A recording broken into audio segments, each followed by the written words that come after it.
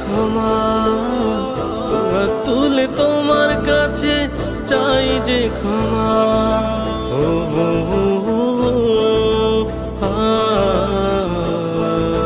ও হো হো হো, হা,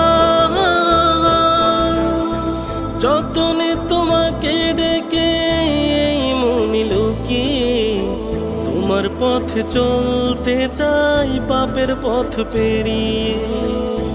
ও যতনে তোমাকে ডেকে এই মনে লুকিয়ে তোমার পথে চলতে চাই পাপের পথ পেরিয়ে।